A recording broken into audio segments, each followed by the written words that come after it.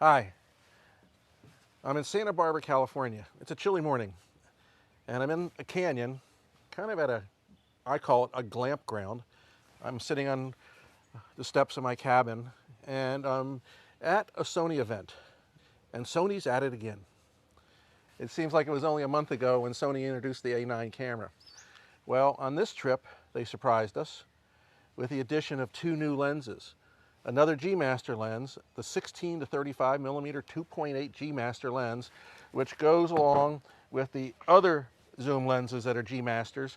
This is the 7200, this is 24 to 70. Both of these lenses I own, and don't forget they also introduced a 100 to 400 millimeter G Master lens, which will be delivered in July sometime.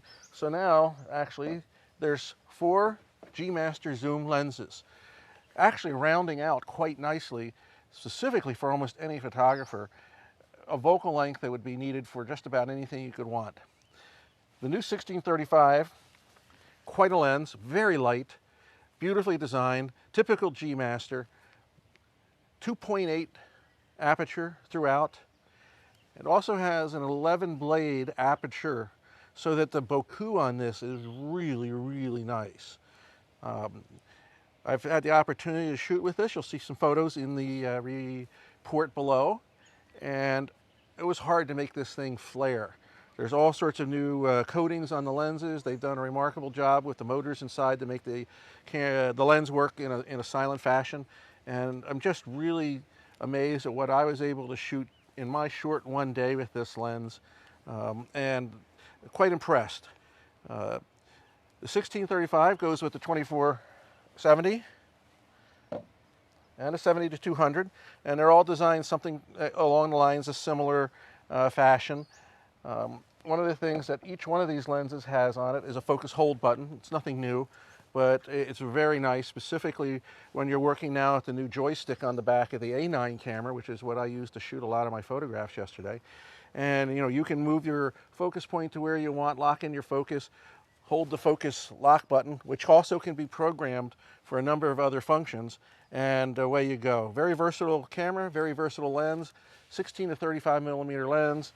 It is going to be available at the end of August for a price of $21.99 US, and it'll be $29.99 in Canadian. I'll have the prices below with some of the specs if you want to check it out.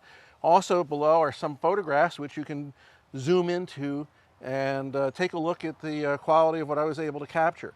Remember, we only had it for a short day. We had some landscape stuff we shot. In addition, we also did some sporting type events, and it was a good chance to try the A9 out again at 20 frames per second. You can take a look at some of the bicyclers and the horse jumpers to see what I was able to do. I'm really impressed because you can shoot directly into the sun and not have any major glare and lens flare. So that's pretty cool. But then they surprised us and gave us the announcement of a 12 to 24. Now, this has been something that the other guys have had for a while in the range of 12 to 24, 11 to 24. But this one is really compact. Look at the size of that.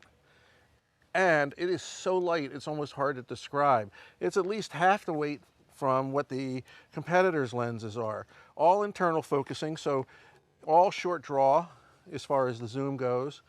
And what's really remarkable is how sharp this lens is from corner to center. I was trying to look at all sorts of images, and you'll see the same ones below. I shot a tree, and you can take a look at f4. By the way, this is an f4 lens, and it's not a G Master. Let me point that out. It's not a G Master lens. It's a G lens, but it is extremely sharp, easy to work, good close focusing, great when the depth of field goes down on it.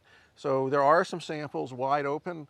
I believe I actually put it at f4.5 in the image below, so you can take a look at the leaves in the corner and also the center and see what the focus looks like on on the images down below.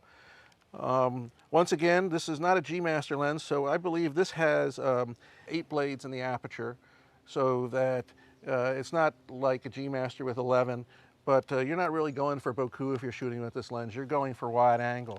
The beauty of this, and the more I shoot these days, the more I really like wide angle, is at the widest angle, you can do new things. It draws perspective into the image. So as you're shooting landscapes, specifically landscapes, you can do some really nice composition with leading lines and you know, the environment in itself. So this is definitely going to go in my camera bag. This lens will be available in July. I believe orders can be taken for it now. We're looking at a $16.99 price tag, US dollars, and not a bad price for a lens like this. So in my arsenal and where I'm going with things these days, as you all know, I own Sony equipment. I believe in it.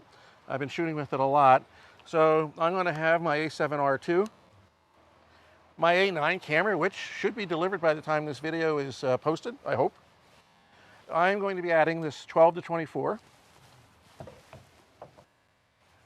the 24-70, which is already here, the 16-35, the 24-70, and the 100-400. Now, you may be saying, well, these are zooms. These aren't your normal zooms. Number one, they're expensive. With the price tag comes the performance you'd expect from an expensive lens. So it's a good lens, good setup.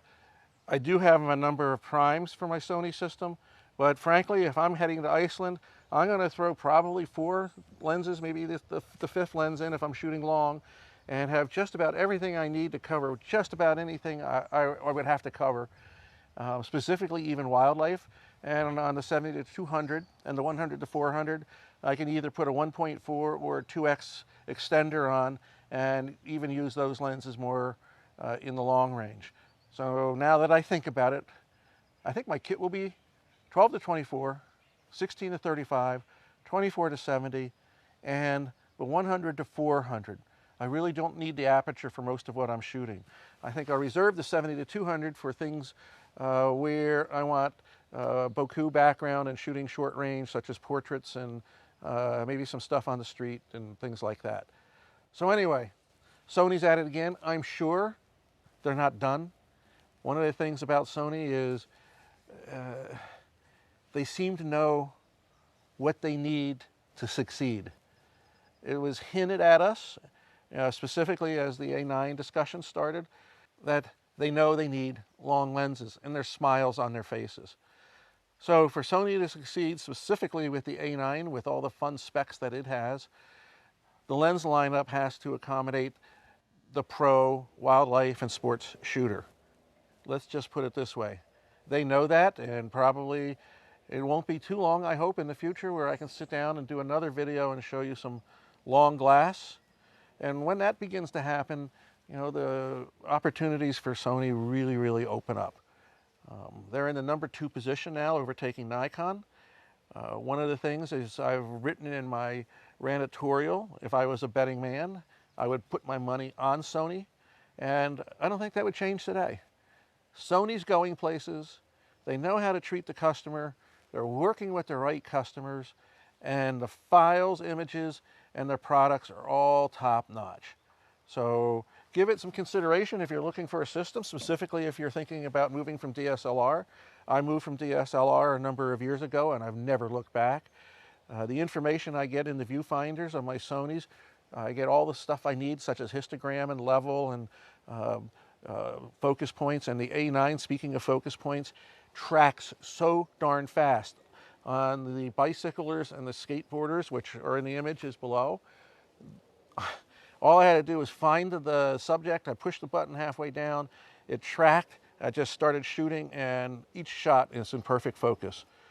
So I was quite surprised. And by the way I shot those images was I had variable ISO. I locked my shutter speed at about a 2,000th of a second with an f-stop of around 8. Let the ISO move, and away I went. 20 frames per second. Let's just say I can fill up cards pretty fast, but you know, in the end, you just need that one picture, and I was able to find that one picture when you're shooting things moving fast that you can't do that with any of the other cameras. So anyway, I'm very, very happy to be here. Thank you, Sony, for inviting all the press down and my colleagues, and once again, thanks for impressing us. Look forward to our next invite to the next event, and can't wait to see what surprises you have for us then. So in the meantime, 12 to 24, 16 to 35, new editions. One will be in July, the other will be in August of this year. Also coming in July is the 100 to 400, so it's going to be a fun summer of photography. I can't wait to see what's next. Anyway, from Santa Barbara, California, sitting in front of my glamping cabin, I want to say thank you, and thank you too for visiting the Luminous Landscape.